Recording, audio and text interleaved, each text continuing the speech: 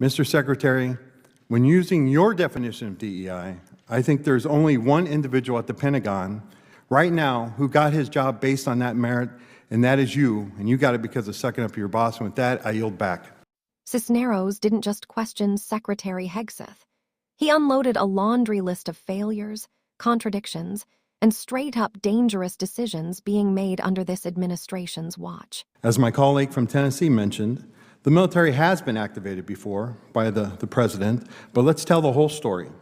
President Johnson federalized the troops after the governor of Alabama activated them to keep black students out of the University of Alabama.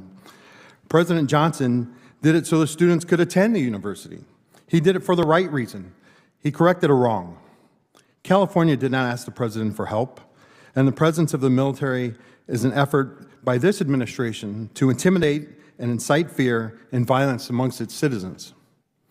You failed at ensuring basic operational security by sharing classified data over an unclassified network. This was blatant, lazy, and put service members' lives at risk.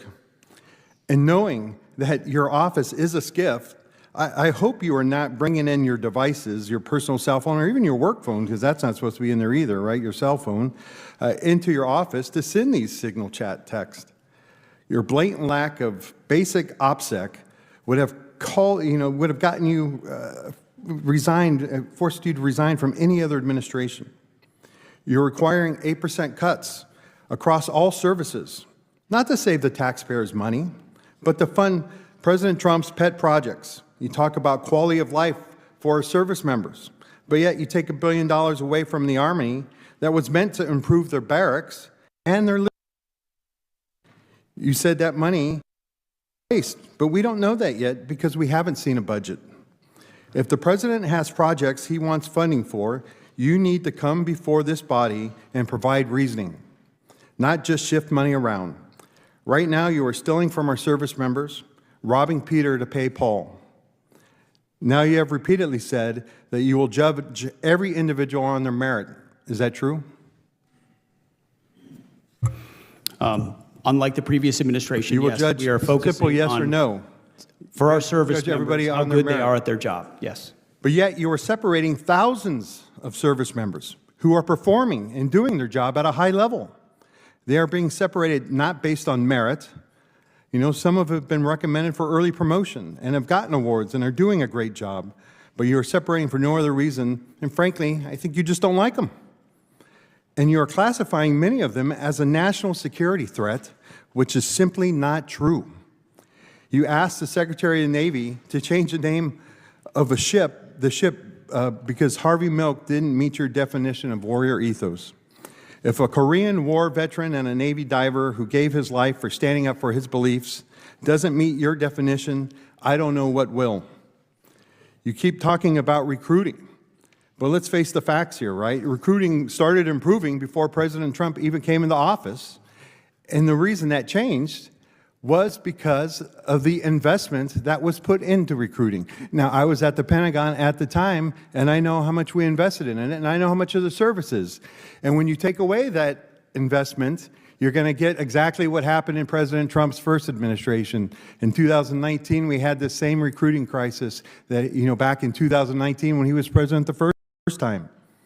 You continue to attack diversity, but I have always said diversity is about creating opportunity. And I have seen plenty of individuals, many of them enlisted members, who when given the opportunity have succeeded not because of their sex, not because of color, not because of their sexual identity, but because of their worth ethic and merit. Mr. Secretary, when using your definition of DEI, I think there's only one individual at the Pentagon right now who got his job based on that merit, and that is you, and you got it because of sucking up to your boss. And with that, I yield back. Gentleman yields back. Chair. Honestly, it's a moment worth sitting with, because it shows exactly how messy things can get when an administration starts using military power as a political toy instead of a last resort. Cisneros starts by laying out the reality on the ground in California, specifically his district. He represents an area where the administration deployed the National Guard and a Marine Combat Battalion, not in response to a state request, not because local leaders needed backup, but because the administration wanted a, quote, confrontation. And Cisneros says what so many people have been thinking. God only knows for what reason. This is the thing Cisneros is pushing back on. The use of active-duty military and National Guard units as props in a political performance.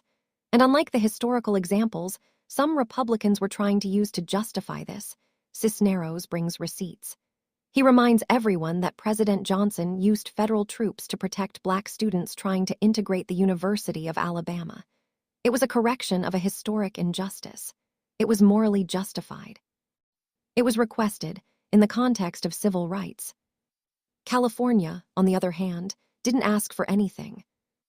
And Cisneros is honestly furious about the deeper implications, because deploying military units without state approval signals intimidation, not protection. It tells civilians, "We're watching you, don't step out of line." And for a democracy, that's a deeply chilling precedent. But Cisneros is just warming up. Next, he goes after something that should disturb every American regardless of political affiliation: Hegseth's massive operational security breach. Apparently, the secretary used an unclassified network to share classified data. Cisneros calls it what it was: blatant, lazy, and life-threatening to service members. He even questions whether Hegseth is bringing his personal phone into a SCIF, which, for anyone who doesn't live in Pentagon speak, is a secure compartmented information facility. It's the last place on Earth where you're supposed to whip out your cell phone and start texting. Cisneros basically says, if you did this in any other administration, you'd be fired, immediately. And frankly, that's true. Then we shift into the budget cuts. Hegseth has been pushing across-the-board 8% cuts to every service branch, not to save money, not to reduce waste, but to fund the president's pet projects. Cisneros calls it robbing Peter to pay Paul. Except in this case, Peter is an underfunded army barracks with mold, broken plumbing, and families living in conditions that wouldn't pass an apartment inspection. And Hegseth's defense: we think some of that money was going to be waste anyway. Except they haven't even submitted a budget. You can't call something waste if you don't know what it is.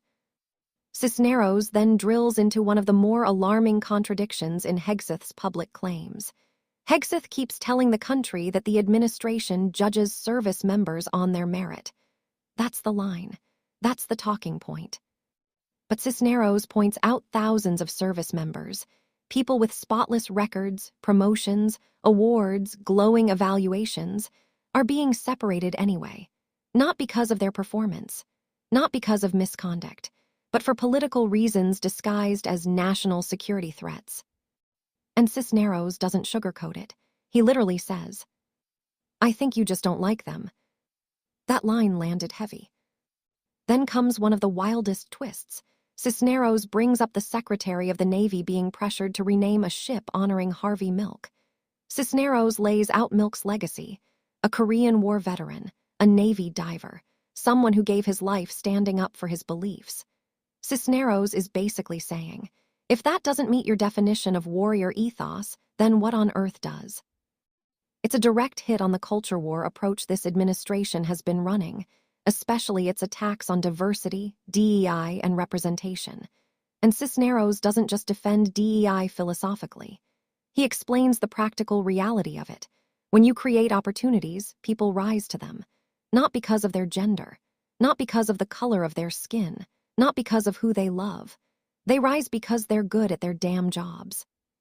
But Cisneros ends with the part that stings the most, and honestly, the most personal.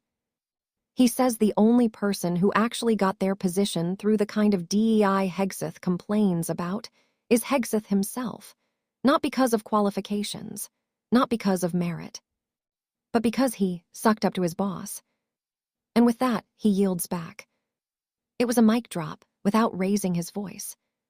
What Cisneros exposed here isn't just one incompetent official or one messy decision-making process. It's a systemic problem. It's what happens when an administration tries to bend institutions, especially the military, into tools for culture war theatrics and loyalty tests instead of public service. Cisneros isn't arguing for some radical new vision. He's arguing for the basics. Don't deploy troops to intimidate civilians. Don't mishandle classified information. Don't gut military housing and training so a president can fund ideological side projects. Don't push out good service members for political reasons. Don't rewrite history or erase heroes because they don't fit a narrow definition of identity. And for the love of democracy, don't pretend it's merit-based when it clearly is. This moment matters because Cisneros is not some loud cable news commentator. He's a veteran, a former Pentagon official, a member of Congress who has seen this system from inside and outside. So when he says the administration is mishandling its authority, misusing the military, and misrepresenting reality that should hit people differently, it's not about partisanship. It's about basic competence and responsibility. So as we head into another year with big political questions hanging over everything, how we use power, how we treat institutions, how we protect our democracy, moments like this are worth paying attention to. They tell us what's really going on underneath the speeches and slogans. If Congress doesn't push back, if the public doesn't stay informed, then the line between civilian authority and partisan force becomes way too thin. And if that line breaks, history tells us exactly how that story ends. If you found this breakdown helpful, do me a favor. Hit that subscribe button, leave a comment with your thoughts on Cisneros' takedown, and give the video a like so more people can find it. Your support keeps these deep dives coming.